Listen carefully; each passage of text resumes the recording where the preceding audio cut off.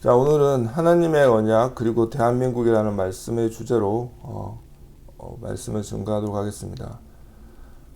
예전에도 비슷한 내용들로 대한민국과 관련돼서 많은 말씀을 드렸습니다. 최근에 또 저희가 어떻게 보면 나라를 위해서 또 말씀을 많이 증거하지 못했고 또 어떻게 보면 최근에는 성품이라는 또 마지막 때 지하교회 카타콤에서의 생활할 수 있는 어떻게 하면 잘 살아갈 수 있고 또 그런 성격들을 우리가 또 알아보는 시간들이 었습니다. 그러나 또 지금 이 시국에 지금 현재는 또 지금 대한민국이 또 어려운 상황 가운데 또 있기 때문에 진정 하나님께서 이 대한민국을 어떻게 만들으셨고 하나님의 언약은 또 무엇이며 또 이 대한민국을 우리가 또 어떻게 해 나가야 되는지 또 그것을 한 사람을 통해서 이 대한민국을 다시 어떻게 만들어졌는지 그런 과정들을 통해서 이 대한민국을 다시 하나님 나라의 제사장 나라가 될 수 있도록 우리가 또 기도하고 힘쓰며 또 노력해야 된다는 의미에서 다시 한번 그 대한민국에 대해서 또 말씀을 증거하도록 하겠습니다. 먼저 성경에서 가장 중요한 주제는 언약, 이 메리트라고 할 정도로 언약은 성경 전체를 이해하는 측면뿐만 아니라 세상의 역사와 구속의 역사를 이해하는 열쇠입니다. 우리말에는 언약을 맺다, 체결하다라는 단어는 성경에서 바라라고 하는데 바라는 자르다, 끊다, 세계다라는 단어에서 파생하고 있습니다. 이는 언약을 위반 시에는 죽음 및 관계 단절이 뒤따르는 하나님과 인간 간의 엄정한 약속, 계약에 의미하기 때문입니다. 하나님께서 일찍이 아담과 또 이러한 언약을 맺으셨습니다. 구체적으로 이 용어가 사용되기 시작한 것은 아브라함과 언약을 맺는 때부터입니다. 이외에도 성경에는 아브라함, 야곱 등과 이삭, 야곱 등과 맺은 언약이 나오는데 이것들은 모두 구속사에 있어서 최고의 정점인 예수 그리스도 및 그의 구속사역에 초점을 맞추고 있습니다. 하나님께서 노아 개인과 언약을 맺으셨으나 그로 인해 가족과 동물까지도 생명을 보존할 수 있었던 것은 대표 원리가 적용되었기 때문입니다. 즉 아담의 타락으로 전 인류와 피조계가 함께 저주를 받은 것과 마찬가지로 노아의 의로움이 동물에게까지 그 영향을 미쳤던 것입니다. 이러한 대표 원리는 그리스도에게서 그 절정을 이루었는데 곧 그분 한 분이 대속의 죽음을 죽으심으로 모든 인류가 그 공로를 힘입어 속죄함을 받은 것입니다. 하나님께서 노아 개인과 언약을 맺으셨으나 그로 인해 가족과 동물까지도 생명을 보존할 수 있었던 것은 대표 원리가 적용되었기 때문입니다. 즉 아담의 타락으로 전 인류와 피조계가 함께 저주를 받은 것과 마찬가지로 노아의 어려움이 동물에게까지 그 영향력을 미쳤던 것입니다. 이러한 대표 원리는 그리스도에게서도 그 절정을 이루었는데 곧 그분 한 분이 대속의 죽음을 죽으심으로 모든 인류가 그 공로를 힘입어 속죄함을 받은 것입니다. 그것이 어떻게 보면 하나님과의 이 언약에 대해서 말하고 있습니다. 성경 전체적으로 어떻게 보면 이 구속사에 대해서 또 예수 그리스도를 증거하는 내용들을 구약부터 신약까지 나오고 있습니다. 자, 그러면 성경에 나오는 언약에 대해 간략하게 살펴보면 첫 번째는 에덴 언약입니다. 창세기 28장 30절에 대해서 우리가 성경을 찾아서 보도록 하겠습니다. 창세기 1장 28절 30장 성경을 찾아서 읽도록 하겠습니다.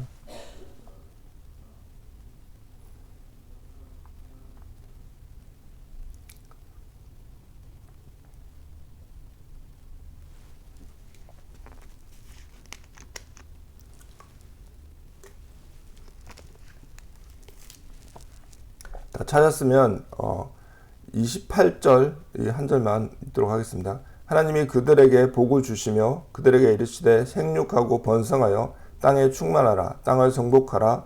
바다의 물고기와 하늘의 새와 땅에 움직이는 모든 생물을 다스리라 하시니라. 이 에덴 언약은 무죄 상태의 인간으로 하여금 생육하고 번성하여 땅에 충만하고 땅을 정복할 책임이 있겠다 말합니다. 그는 모든 동물을 다스리는 권위를 부여받았고 그는 동산을 경작하고 또 선악을 알게 하는 나무 외에 동산의 모든 가시를 먹을 수 있었습니다. 이후자의 명령에 불순종하면 죽음 오게 되어 있다고 말씀하고 있습니다. 또 특히 행위 언약으로 불리는 창세기 2장 17절을 찾아서 읽도록 하겠습니다.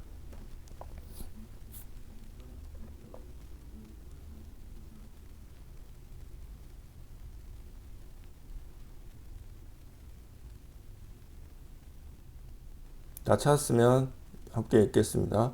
선악을 알게 하는 나무의 열매는 먹지 말라. 내가 먹는 날에는 반드시 죽으리라 하시니라.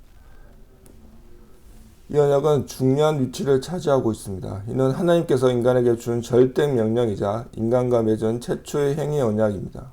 이는 하나님의 명령을 순종하는 것이 인간의 본분이며 깨우쳐 주기 위한 것이고 뿐만 아니라 역설적으로 그 말씀에 순종하면 영혼이 살리라는 약속을 동시에 포함하고 있는 언약입니다. 그 반대로 불순종할 경우 죽음이라는 필연적인 결과를 얻게 되며 그의 후손에게 대물림해야만 한다는 것입니다. 이처럼 이 하나님과의 어떻게 보면 이 언약을 지키면 영혼이 살고 지키지 않으면 죽는다는 그 말을 우리는 반드시 알아야 되는 것입니다. 또한 아담 언약에서 창세기 3장 14절과 19절에 나와 있는 인간의 타락 후에 하나님은 뱀을 저주하셨고 또 뱀과 여자 사이와 사단과 그리스도 사이에 적대 관계가 있을 것을 예고하셨습니다. 자, 창세기 3장 14장 14절과 19절을 찾아서 읽도록 하겠습니다.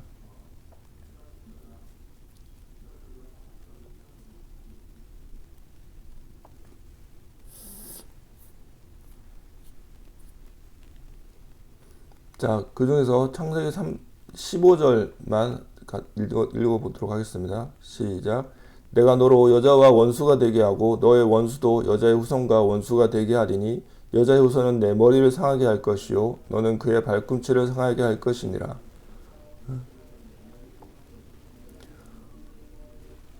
사단은 그리스도를 상하게 할 것이나 그리스도는 사단을 멸망시킬 것이다 라는 고 말하고 있습니다. 여자는 출산의 교통을 겪을 것이고 그 남편의 건의 아래 처할 것이다. 땅은 저주를 받았고 남자는 땅을 경작할 때 가시덤불과 엉겅퀴와 더불어 싸워야 할 것이다. 그의 노동에는 땀과 피곤이 따를 것이며 마침내 그는 그 본래 왔던 흙으로 돌아갈 것이다 라고 얘기하고 있습니다.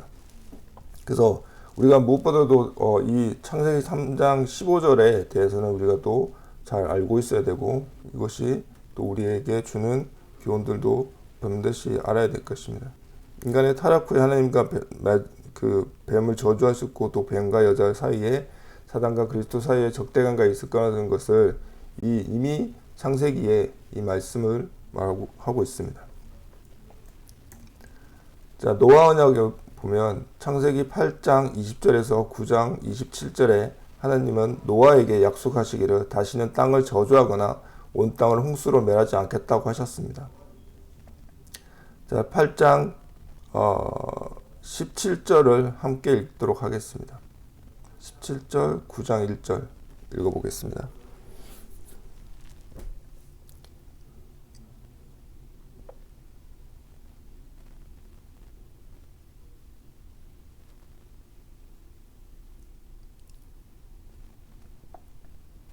자, 찾았으면 함께 읽겠습니다. 너와 함께한 모든 혈육 있는 생물 곧 새와 가축과 땅에 기는 모든 것을 다 이끌어내라. 이것들이 땅에서 생육하고 땅에서 번성하리라 하시니에. 자, 9장 1절과 2절 그 다음 7절 같이 읽겠습니다. 하나님이 노아와 그의 아들들에게 복을 주시며 그들에게 이르시되 생육하고 번성하여 땅에 충만하라. 땅의 모든 짐승과 공중의 모든 새와 땅에 기는 모든 것과 바다의 모든 물고기가 너희를 두려워하며 너희를 무서워하리라. 이것들은 너희의 손에 붙였음이니라. 7절 너희는 생육하고 번성하며 땅에 가득하여 그 중에서 번성하라 하셨더라 라고 말하고 있습니다. 하나님은 땅을 저주하거나 노아에게 약속하시기를 땅을 저주하거나 온 땅을 홍수로 멸하지 않겠다고 다시 말씀하셨습니다. 그 성표로 그분은 무지개를 주셨고 그러나 이 언약에는 사형의 권한을 준 인간 정부의 수립이 포함되어 있습니다. 하나님은 시간의 주기와 계절의 규칙성을 보정하셨고 땅에 다시 충만하라고 인간에게 지시하셨고 그리고 그보다 못한 피조물을 다스리는 권한을 인간에게 다시 부여하였습니다. 인간은 이제 이전의 채식에 고개를 더할 수 있었고 노아의 후손에 대해서는 하나님은 함의 아들 가나안을 저주하사 셈과 야베의 종이 되게 하셨습니다. 그분은 우리가 알기에 메시아 계보에 들어가는 것을 포함하는 은총의 위치를 셈에게 허락하셨고 야벳은 창대할 것이며 셈의 장막에 거하게 될 것이다 라고 하나님과 노아의 언약은 했습니다.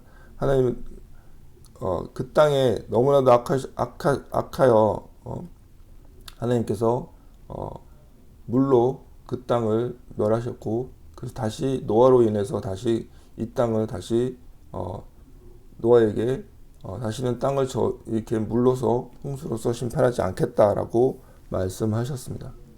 그리고 새롭게 이 땅에서 생육하고 번성하라고 새롭게 메시지를 하나님이 언약을 하셨습니다.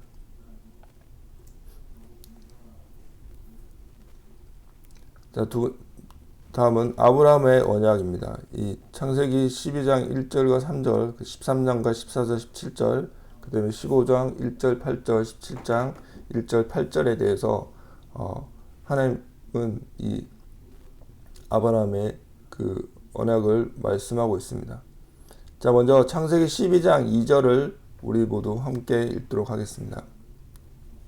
찾아서 읽도록 하겠습니다.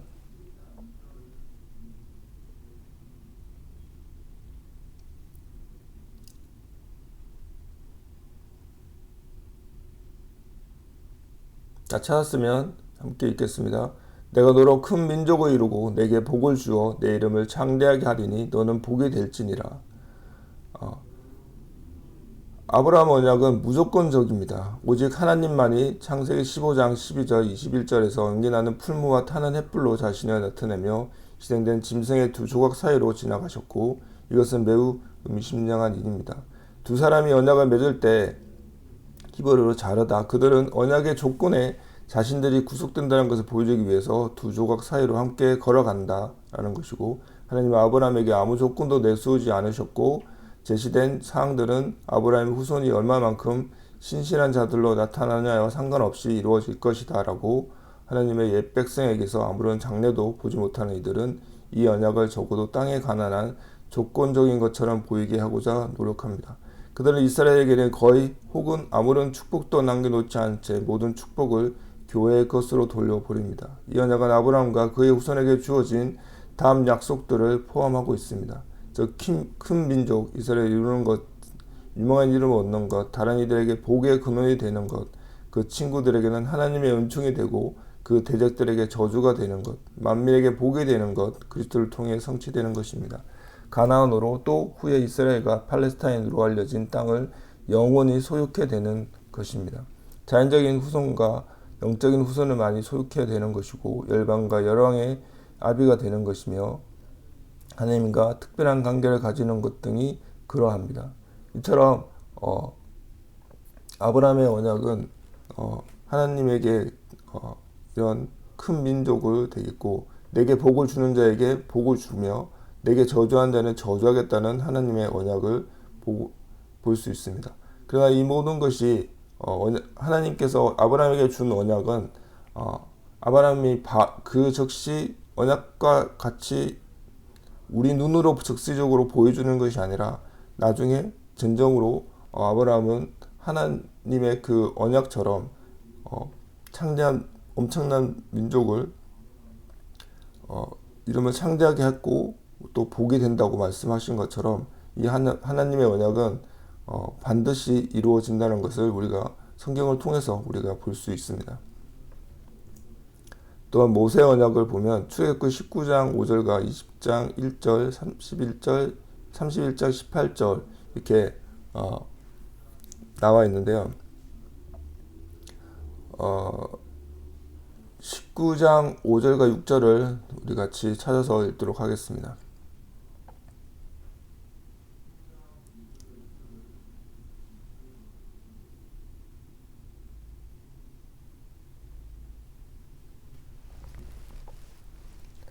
지금 많은 그 구절 중에서 제가 읽는 부분들은 여러분들이 이렇게 형광펜이나 밑줄을 쳐놓고 이것이 중요한 부분이고 언약이라는 것을 여러분들이 체크해 놓으시면 나중에 또 성경을 보면서 공부할 때 그게 많이 도움이 되니까 체크를 반드시 해 놓으시기 바랍니다. 자, 다 찾았으면 읽겠습니다. 세계가 다 내게 속하였나니 너희가 내 말을 잘 듣고 내 언약을 지키면 너희는 모든 민족 중에서 내 소유가 되겠고 너희가 내게 대하여 제사장 나라가 되면 거룩한 백성이 되리라. 너는 이 말을 이스라엘 자손에게 전할지니라. 이렇게 하나님께서 이렇게 직접적으로 모세를 통해서 이렇게 너희가 내게 내 말을 잘 듣고 내 언약을 지키면 너희는 모든 민족 중에서 내 소유가 된다고 말씀하시고 또 제사장 나라가 되며 거룩한 백성이 되리라고 분명히 하나님이 모세를 통해서 말씀을 하고 있습니다. 가장 넓은 의미에서 모세의 언약은 하나님과 이웃에 대한 의무를 묘사하는 십계명과 이스라엘의 사회생활에 관한 수많은 규율, 종교생활을 다루는 세세한 규정 등을 망라하고 있습니다. 그것은 이방인이 아니라 이스라엘 민족에게 주어졌습니다. 그것은 인간의 순종을 요구하는 조건적인 언약이었으며 이었습니다. 로마서 8장 3절을 찾아서 제가 읽겠습니다. 그냥 율법이 육신으로 말미암아 연약하여라고 되어 있습니다. 그래서 모세의 십계명은 구원을 가져다 주기 위한 것이 아니라 죄와 실패에 대한 깨달음을 갖게 하기 위한 것입니다. 십계명 중 9가지가 신약 성경에 형벌이 첨부된 법으로서가 아니라 은혜로 구원받는 이들에게 합당한 행위로서 다시 진술되었습니다. 그리스도인은 율법이 아닌 은혜 아래에 있으나 그러나 그보다 높은 동기인 그리스도의 법 아래 있다라고 고린도전서 9장 21절에 말하고 있습니다.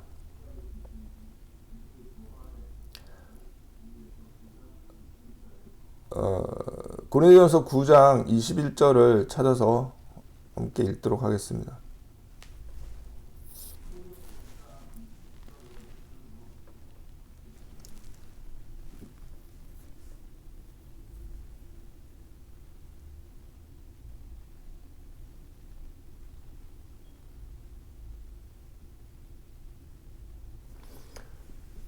다 찾았으면 읽겠습니다. 율법 없는 자에게는 내가 하나님께는 율법 없는 자가 아니요 도리어 그리스도의 율법 아래 있는 자이나 율법 없는 자와 같이 된 것은 율법 없는 자들을 얻고자 함이라.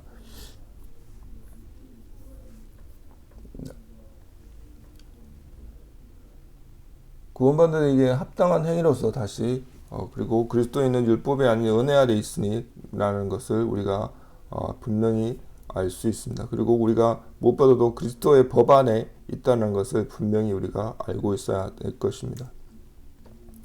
다음은 다윗 언약입니다. 사무엘하 7장 5절에서 19장을 찾아보도록 하겠습니다.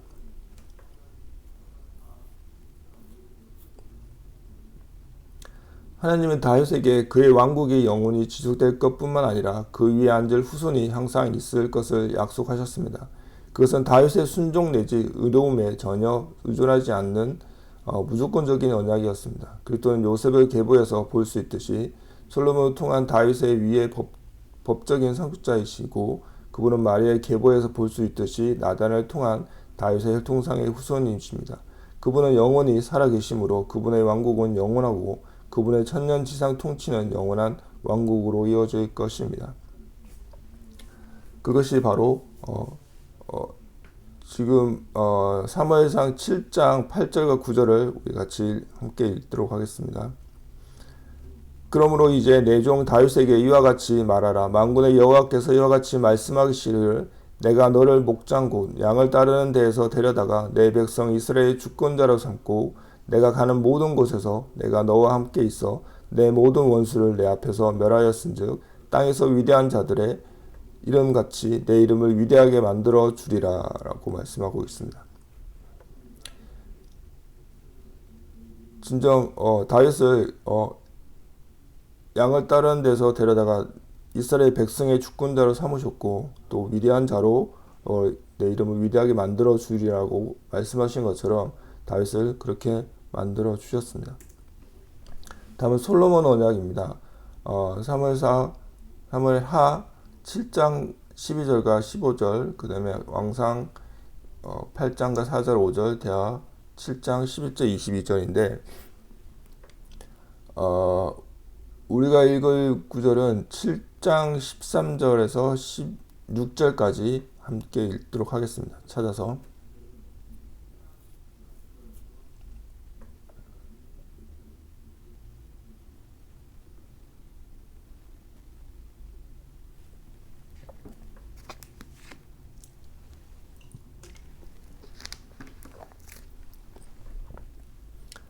찾았으면 함께 읽겠습니다. 그는 내 이름을 위하여 집을 건축할 것이요 나는 그의 나라 왕위를 영원히 견고하게 하리라. 나는 그에게 아버지가 되고 그는 내게 아들이 되리니 그가 만일 죄를 범하면 내가 사람의 매와 인생의 채찍으로 징계하려니와 내가 내 앞에서 물러나게 한 사울에게서 내 은총을 빼앗은 것처럼 그에게서 빼앗지는 아니하리라. 내 집과 내 나라가 내 앞에서 영원히 보존되고 내 왕위가 영원히 견고하리라 하셨다 하라고 말씀하셨습니다. 솔로몬의 언약은 영원한 나라와 관계되는 하는 무조건적인 것이거나 그 위에 앉을 솔로몬의 후손에 관계되는 조건적인 것입니다. 솔로몬의 후손 중 한 사람인 고니아는 육체적인 후손이 다윗의 위에 앉는 것이 허락되지 않았다고 말하고 있습니다. 예수님은 위에서 지적하듯이 솔로몬의 후손이 아니십니다.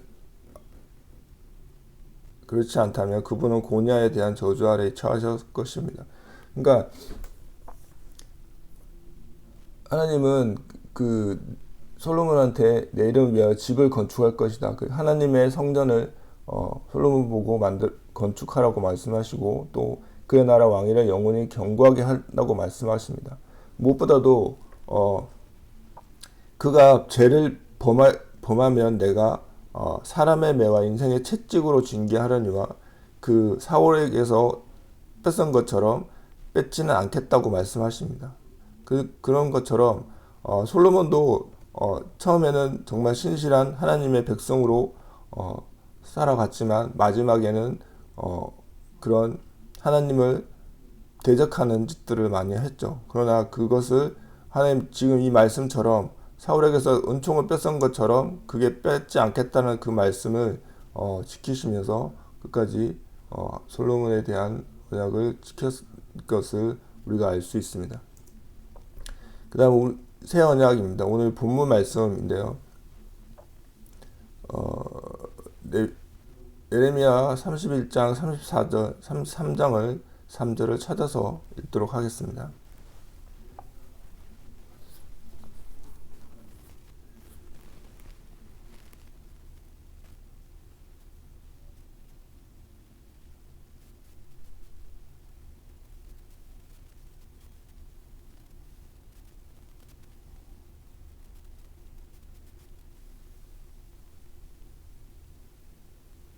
다 찾았으면 읽겠습니다.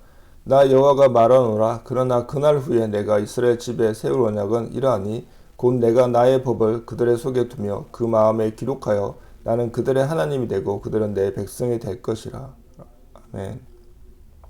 새 언약은 분명 이스라엘 집 및 유다의 집과 더불어 맺어졌습니다. 그것은 예레미야가 글을 쓸 당시엔 미래의 것이었고 그것은 이스라엘이 범한 모세의 언약과 같이 조건적인 언약이 아니고 그 언약 안에서 하나님은 무조건적으로 약속하시는니다. 내가 무엇을 하면 하리라 라고 말씀하십니다. 반복되는 표현을 주목하시면 좋겠습니다. 즉 성령의 내주하심, 하나님의 뜻을 행하고자 하는 마음, 하나님과 그분의 백성 사이의 돈독한 관계, 이스라엘의 여호와를 아는 지식이 충만함, 죄의 사함과 잊혀진 그 나라의 영원한 지속 등을 약속하십니다. 민족으로서 이스라엘은 아직 새 언약의 혜택을 받지 못하였으며 주님의 재림시에 그것을 받게 될 것입니다. 그 어간에는 참 신자들은 그 언약의 축복 중 일부를 누리고 교회가 새 언약과 관계가 있다는 사실은 주의 만찬에 나타나 있는데 거기서 나와 있습니다. 누가복음 22장 22절에 거기서 나오는 자는 그 언약과 또 그것을 인친 피를 상징하고 있습니다.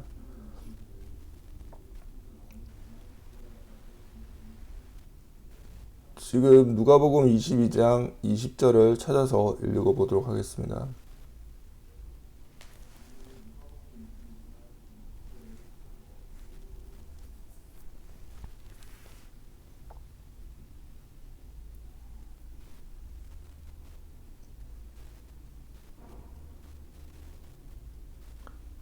자, 우리가 이렇게 성경을 찾아보고 막 이렇게 읽는 것은 우리가 물론 뭐 머리로도 기억할 수 있지만 우리가 또 몸으로서 이 찾아보는 것으로 해서 기억할 수 있으니까 우리가 열심히 찾아보도록 하겠습니다. 다 찾았으면 읽겠습니다. 저녁 먹은 후에 잔도 그와 같이 하여 이르시되 이 잔은 내 피로 세우는 새 언약이니 곧 너희를 위하여 붓는 것이라. 아멘. 또 고린도전서 11장 25절을 찾아서 함께 읽겠습니다.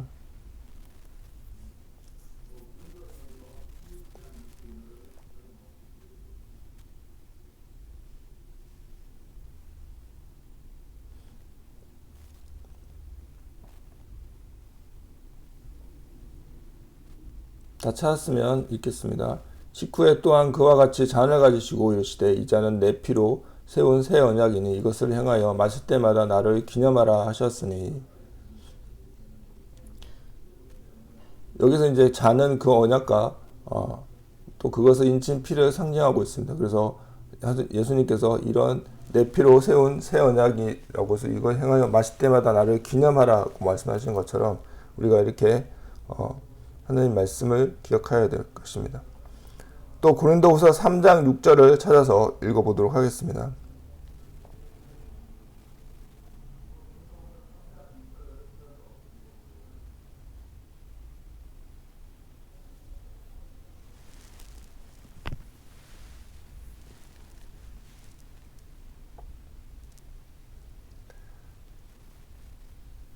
찾았으면 읽겠습니다. 그가 또한 우리를 새 언약의 일꾼 되기에 만족하게 하셨으니 율법 조문은 하지 아니하고 오직 영으로 함이니 율법 조문은 죽이는 것이요 영은 살리는 것이니라 라고 또 바울은 자기 자신과 다른 사도들을 가리켜 새 언약의 일꾼이라고 말씀하고 불렀습니다. 일꾼이라고 불렀다는 거죠. 우리가 이 하나님의 새 언약에 우리가 일꾼이 되기를 예수님 이름으로 축복합니다. 자, 작은 불씨가 성령의 큰 불을 만들다라는 제목인데요. 1907년 대부흥운동은 바로 평양 대부흥 장대현 교회에서 일어났던 대부흥운동입니다. 그러나 이 대부흥이 있기까지 1903년에 있었던 여자 선교사들이 중심이 된 원산의 조그만 성경 공부 모임에서 시작되었습니다. 이 모임의 강사는 하디였는데 그런 당시 한국 교회의 영적 상태에 대해서 걱정하고 있었고 하지만 성경 공부를 인도하는 가운데 하디는 오히려 하나님이 원하는 것은 한국인들의 각성이 아니라 자신의 각성이라는 것을 깨닫고 한국인 신자들 앞에서 자신의 잘못을 자백하였습니다. 이것이 도화선이 되어서 한국 신자들은 자신의 잘못을 자백하였고 동년 10월 미국의 유명한 부흥사 프란손이 원산을 방문하여 집회를 열었고 하디에게 대중적인 부흥회를 인도하는 법을 알려주었습니다. 그 후 하디는 1903년 말부터 1904년 말까지 송도, 서울, 제물, 보, 평양에서 집회를 인도하였습니다. 하디가 시작한 부흥운동이 전국적으로 확장된 것은 1905년 9월에 만들어진 한국 최초의 기독교연합 기관인 한국복음주의 선교의 연합봉의회 때문이었습니다. 당시 한국의 대표적인 선교단체들이 총망라된 이 모임은 하디로부터 시작된 부흥운동을 보다 조직적으로 확대시키기로 결정하였고 을사늑약으로 민심이 흉흉할 당시 선교사들은 신앙의 이 어려움을 극복하며 동시에 한국인들의 형식적인 신앙을 실질적인 신앙으로 바꾸는 계기를 만들어야 한다고 생각했습니다. 그래야 1906년 1월부터 전국적으로 교파를 초월하여 연합부흥회를 개최하였습니다. 이제 초기에 난감리 교회를 중심으로 시작되었던 부흥운동이 전국에 있는 교회로 확산되는 것입니다.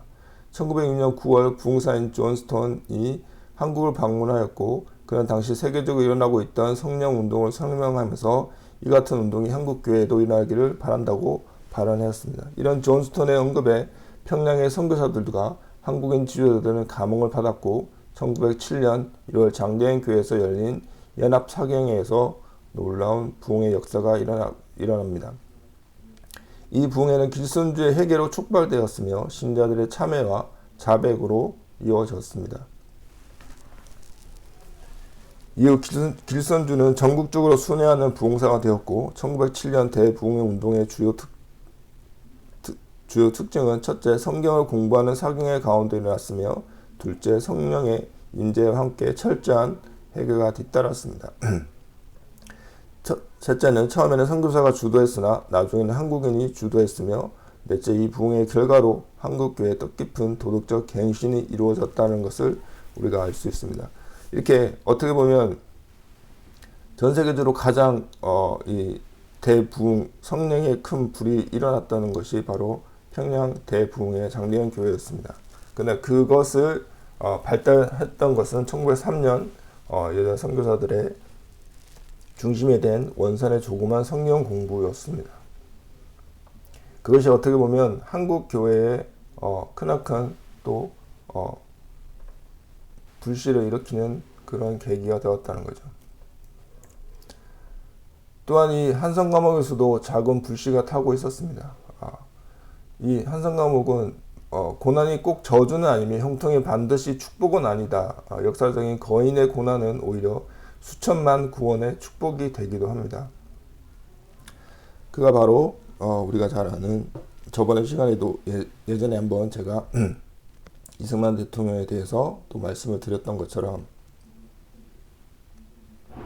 이승만은 1899년 24세 때 고종 폐위 사건에 휘말려서 사형 선고를 받게 됩니다. 어릴 때부터 신동과 천재로 불렸던 그였고, 협성회의보, 매일신문, 제국신문을 창간해 차세대 리더로 이름도 날렸습니다. 그리고 2년 전 배제학당 졸업식 때 조선의 고위직 관료와 서양의 선교사 등 천여 명의 청중들 앞에서 역사상 최초의 영어 연설도 했습니다. 총망받던 청년 지도자, 그런 그가 말 그대로 패가 망신한 셈인 거죠. 이후 종신형을 확정받은 이승만은 한 세기가 바뀐 무렵 선교사 에드를 통해 받은 성경을 읽으며 예수를 만나게 됩니다. 그가 했던 최초의 기도는 하나님, 나의 영혼을 구원해 준 것처럼 이 민족을 구원해 달라는 것이었습니다.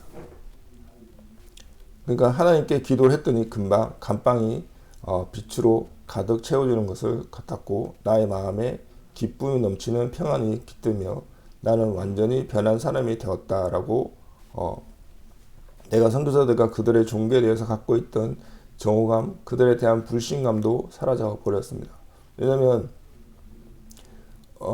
이승만은 그런 왕족의 자손으로 또 철저하게 유교로 공부하며 자라왔기 때문입니다.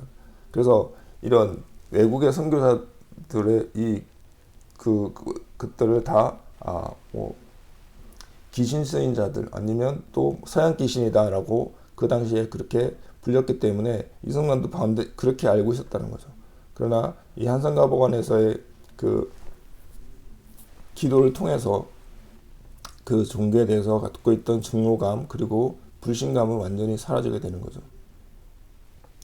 그리고 나는 이승만이 얘기하는 것처럼, 나는 그들이 우리에게 자기들 스스로 대단히 값지게 여기는 것을 주기 위해 왔다는 것을 깨달았다라고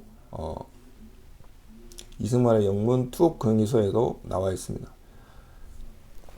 자, 양반 출신 최초로 개종한 이승만은 이원긍, 이상재, 유성준, 김정식, 홍정기, 김린 등 양반 출신 정치범과 한성 감옥 간수장 이중진 등 40여 명에게 전도하였고, 감옥에 복당으로 부르며 기도와 예배에 힘썼습니다.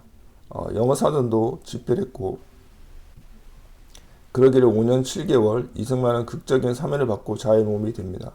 그런 자서전에서 초고 중 일부를 인용하면, 재수한 사람은 간수되어 오는가를 살피기 위해 파수를 서섰고, 또 한 사람은 성경 책장을 넘겨주었고, 왜냐하면 나는 몸이 형틀에 들어가 있었고 손에 수갑이 채워져 있어 책장을 넘길 수 없었고, 그러나 나의 마음속에 그 안위와 평안과 기쁨은 형용할 수 없었다. 나는 그 감옥에서 얼마나 감사했는지 잊을 수 없다. 6년 반 동안 감옥 사이에서 얻은 축복에 대해서 영원히 감사할 것이다 라고 사면 받고 나서 다시 세상에 나올 때 그 영문 자서서에 그렇게 나와 있습니다. 그만큼 그 형틀에서 매여 있으면서도 책장을 넘길 수 없어서 다른 사람들이 넘겨주고, 그것을 성경을 통해서 우리가 이승만 대통령이 그렇게 되었던 거죠. 이승만이 수감되었던 한성감옥은 악명 높은 곳이었고 팥밥과 콩나물 소금국에 연명하며 자주 고문을 당하고 축사에 가둔 소떼처럼 이리저리 죄수를 몰아붙이는 곳이었습니다. 바구니 속 겹쳐 밀치락 달치락거리는 밑거리처럼 버텨야 했었다고 당시 수감자 김영서부의 글 중에서 나와 있습니다. 같이 갇힌 최정식, 안경수, 권영지, 장옥이, 임병길 등은 이미 형장의 입술로 사라져 버렸습니다. 성만아 잘 있거라. 너는 살아남아 우리가 함께 시작한 일을 끝맺어 다오라는 최정식의 마지막 말에 내가 해줄 수 있는 말은 고작 가서 편안히 죽으시오라고 고음을 질러주는 것이라고 합니다.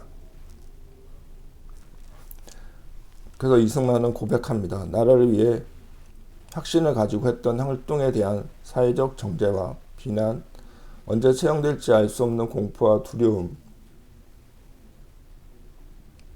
믿었던 이들에 대한 원망과 아쉬움, 여기에 불결한 위생과 건강상의 문제까지 덮치면서 사망의 음침한 골짜기를 걸어가는 것 같았다고 말하고 있습니다.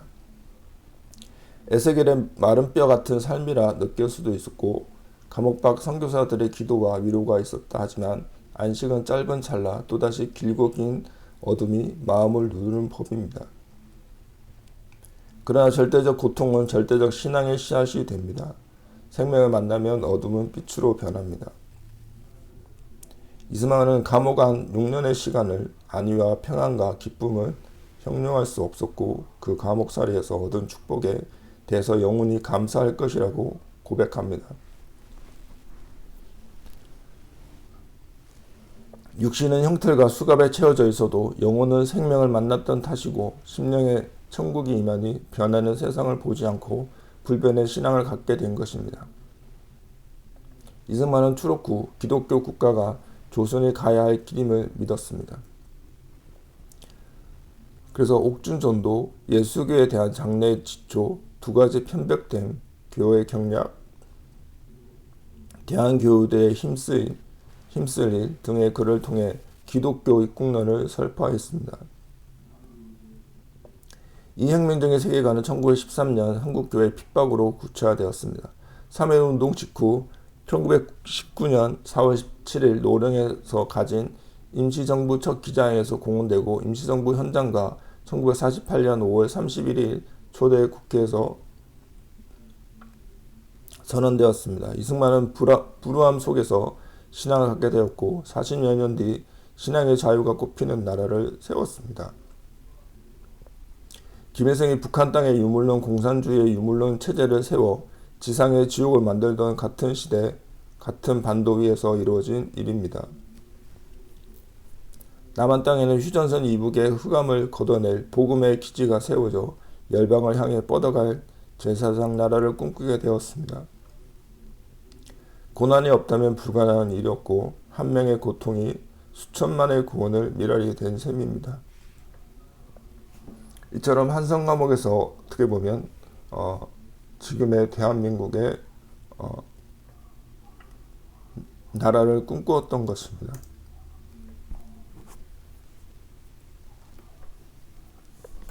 그 한성 감옥에서 기도하면서 그런 6년간의 시간 중에 망해가는 나라를 일으킬 수 있는 길은 예수 뒤를 따라 목숨을 버리는 것이다 라고 얘기하고 있습니다.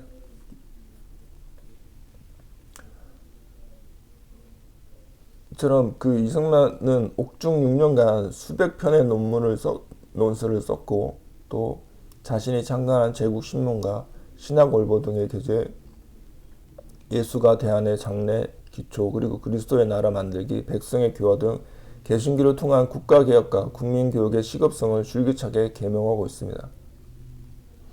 그 감옥생활 막바지 러일 전쟁 발발에 급히 저술한 독립정신에는 영국, 프랑스, 미국의 혁명사를 논하면서 미국 정치 제도를 집중 해설하고 예수교를 근본 삼아 자유민주공화국을 세우자는 각오를 여러 번 다짐하게 됩니다. 연약한 외국 동포들을 대신하여 흉악한 적들과 싸우다가 장렬히 죽어야 한다. 그런 죽음만이 하나님의 뜻을 저버리지 않는 것이며 그렇게 죽는 것은 죽는 것이 아니라 영원히 사는 것이라고 강렬한 신심을 스스럼없이 드러내고 있습니다. 그러니까 우리가 그냥 죽는다는 것이 뭐 이렇게 내가 죽는 거나 이렇게 쉽지 않다는 거죠. 우리가 성경에서 뭐죠? 순교한다는 것, 이것 또한 하나님이 주시지 않으면 그것이 쉽지 않습니다. 그래서 우리가 우리 몸을 쉽게 뭐 우리가 죽는다는 것을, 예수님을 위해서 죽는다는 것, 이것이 어떻게 보면 쉽지 않은 일입니다. 그래서 예수님의 제자 중에는 그런 게 있잖아요. 자신의 잘못을 알고 자살하는 자와 자신의 잘못을 회개해서 돌이키는 자하고 완전히 다르다는 거죠. 그래서 가룟 유다 같은 경우에는 자신의 죄를 알고 회개하는 것이 아니라 자신의 몸을 죽여버리는, 그래서 자살함으로 해서 지옥으로 떨어지는 그런 것들을 볼 수가 있잖아요. 우리가 마찬가지로 우리의 몸을 항상 소중히 여기고 우리가 언제 어느 때 그 몸을 사용해야 된다는 것을 해야 된다는 거죠. 그러니까 우리가 뭐 전쟁하다 보면, 가끔 전쟁 영화를 보면 내 전우가 죽어서 열받아서 막 돌진 앞으로 해서 막 목숨을 그냥 허비하는 사람들이 있잖아요. 그런 사람들 되지 말아야 되는 거예요. 철저하게 냉정하게 어떻게 그 사태를 이끌어 나가고 하나님이 주시는 말씀대로 살아가고 내 몸을 지켜서 끝까지 하나님이 주시는 그 말씀을 자신의 본분을 끝까지 지켜내는 자가 진정한 하나님의 백성인 거죠. 그리고 예수님의 군대가 되는 거죠. 그래서 여기 이승만 대통령도 그런 죽음만이 하나님의 뜻을 저버린다. 그러니까 흉악한 저들과 싸우다 장면이 죽어야 한다. 그때 당시만 해도 애국심으로 인해서 그렇게 죽어야 한다는 거죠. 근데 제가 예전에도 말씀드렸지만 옛날에 독립 투사들, 그러니까 한 사람의 장교, 한 사람의 대장을 죽이는 것보다 이승만 대통령은 그렇게 실제로 총 들고 싸우는 것보다 총과 칼, 폭탄으로 인해서 한 사람 죽임으로 해서 그것이 진정한 독립이 되지 않는다는 것을 깨우쳤다는 거죠. 그래서 외교로서 풀어나가야 된다. 그래서 강력한 미국의 힘이 있어야 된다라고 해서 그렇게 해야만이 우리가 독립해야 된다. 근데 그보다 앞서서 예수 그리스도를 목숨을 따라가는 그것을 알았기 때문에 어떻게 해야 된다는 것을 반드시 알았기 때문에 이 조선을 살릴 수 있는, 나라를 살릴 수 있는 길은 이 길밖에 없다라고 말하고 있다는 거죠. 또 예수 그리스도가 목숨을 버리심으로써 세상의 사람들을 구원하신 은혜에 감사한다면, 이를 믿고 은혜를 갖고자 한다면 다른 길은 없고 다만 예수의 길을 따라 나의 목숨을 버리기까지 세상 사람들을 위하여 일하는 것뿐이다. 천하에 의롭고 사랑하고 오진 것이 이보다 더한 것이 어디 있겠는가 라고 이승만의 독립정신에 나와 있습니다. 그 옥중에 이승만의 경우 예수를 뒤를 따라 목숨을 버리기까지 해야 할 일에 망해가는 나라를 다시 일으켜 자유민주공화국으로 혁명하는 독립운동임을 말할 나위도 없다라고 말하고 있습니다. 지금 우리나라가 쓰러진 데서 일어나려고 하면, 썩은 데서 싸게 나고자 한다면 이 예수교로서 근본을 삼지 않고는 세계와 상통하여도 참 이익을 얻지 못할 것이고, 신학문을 힘쓰더라도 그 효력을 얻지 못할 것이며, 외교에 힘쓰더라도 다른 나라들과 깊은 정의를 맺지 못할 것이며, 우리의 국권을 중하게 여기더라도 남들과 참으로 동등한 지위에 이르지 못할 것이고, 자유권리를 중의하려 해도 균등한 자유권리를 한도를 알지 못할 것입니다. 이는 마땅히 이 교로서 만사의 근원을 삼아 각각 나의 몸을 잊어버리고 남을 위하여 일하는 자가 되어야 나라를 한 마음으로 받들어 영국, 미국과 동등하게 될 수 있을 것이다. 이후 천국에 가서 다 같이 만납세라고 이승만 독립정신에 나와 있습니다.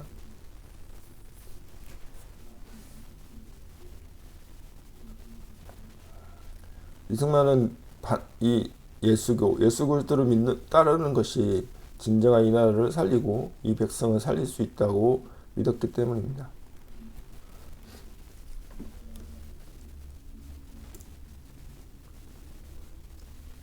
또 대한민국의 기독교와 반공에 대해서 말하고 있습니다. 이승만의 반공은 기독교에서 비롯되었습니다. 이승만 연구가들은 그의 반공 노선은 기독교에서 비롯되었다고 주장합니다. 무신론, 유물론인 공산주의로부터 기독교인과 대한민국을 지키려는 목적에서 반공을 강하게 주장했다는 것입니다. 실제로 공산주의의 북한과 기독교로 입국한 대한민국은 그 발전의 천지 차이가 났고 이승만 이후로 반공 기독교는 한국교의 강한 전통이 되었습니다. 그러면 물론 지금은 주체사상과 공산주의를 옹호하는 혼미한 목사들과 기독 언론들이 있고 이제 대한민국은 반공 노선이 사라졌습니다. 제가 예전에 6.25 전쟁 이후에 소련이 유럽 땅과 그 다음에 전 세계를 거의 빨간색으로 물들이다시피 했던 그곳에 유일하게 이 대한민국, 그것도 한반도 전체가 아닌 남한 한쪽만 기독교 국가로 유일하게 살아남았던 자유민주주의 국가가 그때 당시에 몇 나라 없었잖아요. 그만큼 이 이승만 대통령은 이 공산주의가 정말 안 된다라는 것이, 공산주의는 나라와 백성을 좀먹고 망하게 한다는 것을 예전부터 알고 있었습니다. 미국도 인식하지 못했던 것을 미국의 인식을 돌렸던 사람이 바로 이승만 미국에서 설파했을 때 그들이 깨우치고 돌아섰던 것이 바로 그것이었던 거죠. 그래서 이승만이 처음 꿈꿨던 민주주의는 무엇이냐면 이승만은 올바른 개인의 집합제가 올바른 국가를 이룰 수 있다고 믿었습니다. 청년 시절 한성 감옥의 이승만은 종교를 통한 개인의 교화가 민주주의의 시작점이라고 생각했고 개인의 성품이 가정과 사회와 국가를 이루는 가장 중요한 덕목임을 주장했습니다. 아무리 경제적 자립이 주어지고 교육을 많이 받는다 하더라도 사람이 먼저 되어야 이 또한 자신을 포함한 모두에게 유익하다라고 말하고 있다는 거죠. 그만큼 이승만은 이 종교를 통해 개인의 교화가 필요하다. 그러니까 기독교에서 예수 그리스도에 따라서 그곳에서 말씀 속에 보면 겸손한 자, 또 낮은 자가 되어야만이 이 분명히 교화가 되고 민주주의의 시작점이라고 생각했다는 거죠. 그러니까 모든 것이 이 이승만 대통령의 반공, 그 다음에 이승만 대통령의 건국, 모든 것이 다 이 기독교에서 예수 성경에 나와 있는 그 말씀대로 살아왔던 것이 나와 있다는 거죠.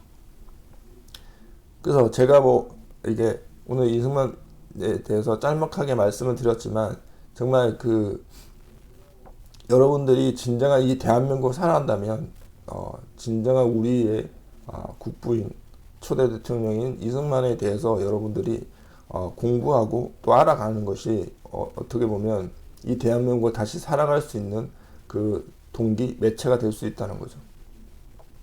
그만큼 지금 대한민국은 어떻게 보면 이승만 대통령이 나라를 미국에서 그 반공이나 이런 독립운동을 할 때 다시 한국으로 들어왔을 때 정말 이 대한민국 건국하기 전에 이 구한 말에는 사회주의 공산주의자들이 거의 7, 80%가 투표를 하면 아마 만약에 그렇게 투표를 해서 나라를 세운다고 했으면 지금의 대한민국은 없었다는 거죠. 그만큼 어려운 시기에서 이승만 대통령이 나라를 세웠고 나라를 만들었다는 거죠. 그것이 하나님의 이 한성 감옥에서의 하나님과의 그런 관계, 하나님의 언약에 의해서 이 대한민국이 세워졌다는 거죠.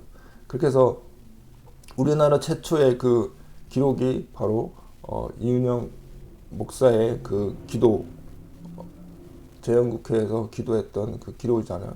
이렇게 기도로서 이 나라를 세웠고, 또 미국도 보면 대통령이 당선되고 선서할 때도 성경을 위에 놓고 했잖아요. 이승만 대통령도 바로 그렇게 했다는 거죠.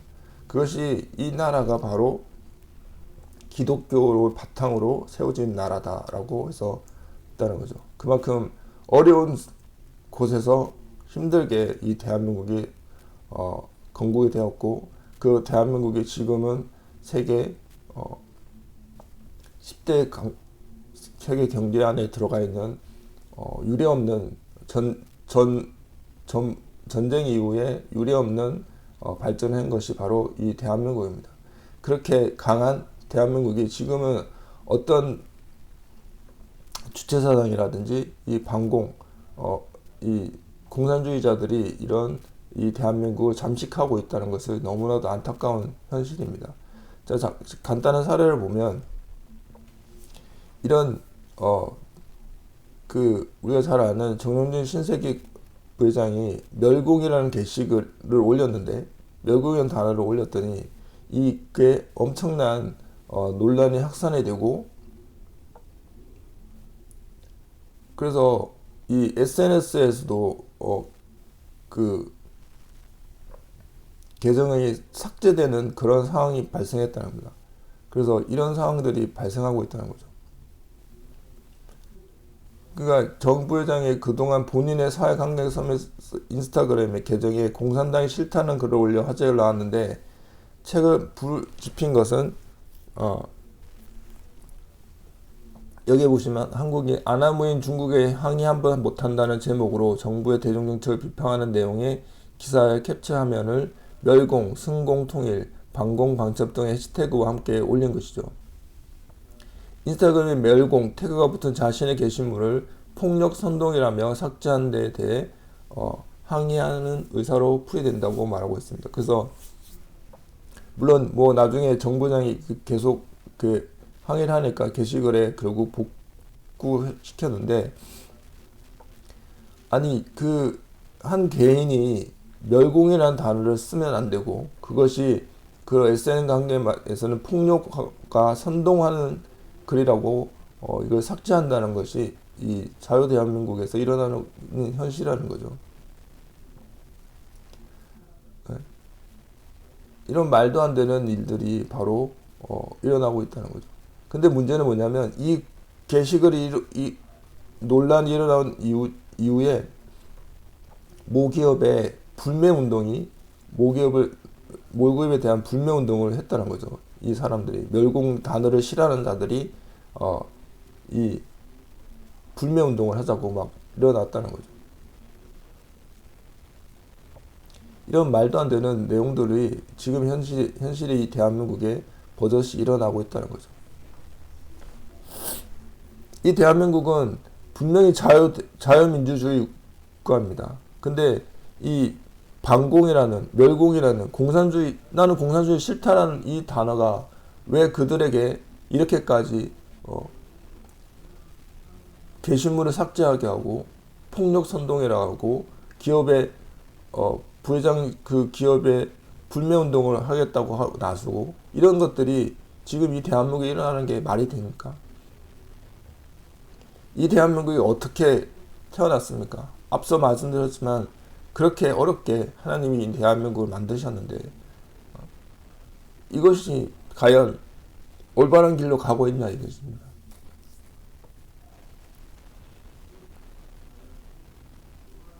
지금 우리들은 이런 시대에 살고 있습니다. 이승만 대통령이 만들어 놓은 반공으로 세계에서 가장 빨리 전쟁 피해 복구 후에 가장 빠르게 성장한 대한민국 아닙니까? 작금의 사태들을 보면 얼마나 통탄한 일입니까?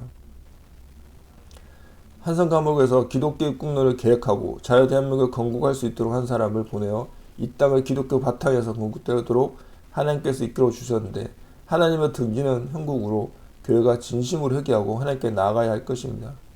공산주의는 하나님을 대적하는 행위입니다. 그것을 우리가 반드시 알아야 된다는 거죠. 우리가 사회주의자, 많은 사회주의 국가가 있습니다. 지금 보시면 이 팬데믹 때도 보면 어느 국가가 가장 많은 탄압들을 하고 있습니까? 바로 중국, 베트남, 이런 공산 국가들이 가장 많은 탄압을 받고 있다는 거죠. 이제 우리는 반드시 알아야 됩니다. 이 대한민국을 무엇으로부터 지켜야 되냐? 또 무엇을 믿고 따라야 되냐라는 것을 우리가 반드시 알아야 되는 거죠. 그래서 우리는 반드시 이런 부분들에 대해서 우리 교회가, 우리 개인이 반드시 회개하고 하나님 앞에 나아가 이 나라를 다시 한번 일으킬 수 있는 하나님의 새 언약을 받을 수 있게끔 우리가 노력해야 된다는 것입니다. 신명기 1장 31절에 보면 광야에서도 너희가 당하였거니와 사람이 자기 아들을 안는 것 같이 너희 하나님 여호와께서 너희가 걸어온 길에서 너희를 안으사 이곳까지 이르게 하셨느니라 하나 이 일에 너희가 너희 하나님 여호와를 믿지 아니하였도다 라고 말하고 있습니다. 그 광야에서 어떤 사건들이 있었습니까? 하나님을 불신하고 하나님 믿지 않고 다시 이집트로 돌아가게 해달라고, 왜 우리를 여기 이집트에서 끌어내었냐고 그렇게 불평불만하고 했지만 하나님이 여기 신명기 1장 31절처럼 광야에서 너희가 당하였거니와 사람이 자기 아들 안는 것 같이 너희 하나님 여호와께서 너희가 걸어온 길에서 너희를 안으사 이곳까지 이르게 하셨느니라 라고 말한 것처럼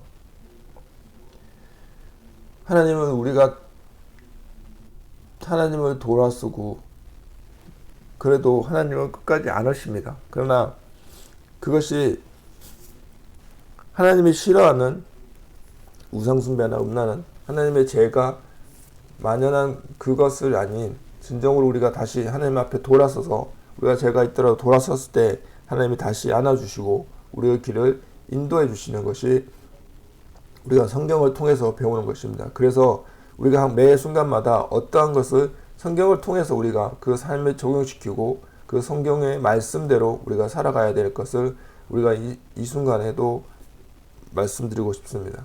그래서 이 성경에 있는 말씀대로 우리가 언제든지 우리가 그것으로 인해서 예수님의 말씀에서 우리가 그때 우리의 삶이 그것이 벗어났다면 다시 회개하여 돌이켜 하나님 앞에 나아가는 우리 그들이 되기를 소망합니다. 하나님께서 대한민국 안에서 지금의 대한민국까지 이르게 하셨습니다. 그러나 우리는 교만하였고 하나님을 대적하는 일에 몰두하였으며 하나님 나라를 위하여 일하지 않았습니다. 지금의 대한민국 어둠이 덮여 있습니다. 이 어둠을 걷어내야 합니다. 그러기 위해서는 반드시 해야 할 것이 있습니다. 바로 이 말씀을 우리가 하면 외쳐야 될 것 같습니다. 마태복음 3장 2절에 회개하라 천국이 가까이 왔느니라. 이 말씀은 우리가 반드시 회개해야 할 것입니다. 교회가 앞장서서 해야 합니다. 개인이 나서서 해야 합니다. 반드시 회개만이 이 대한민국과 개인이 살아날 수 있습니다. 이것을 우리가 깨우치고 끝까지 나아가기를 소망합니다.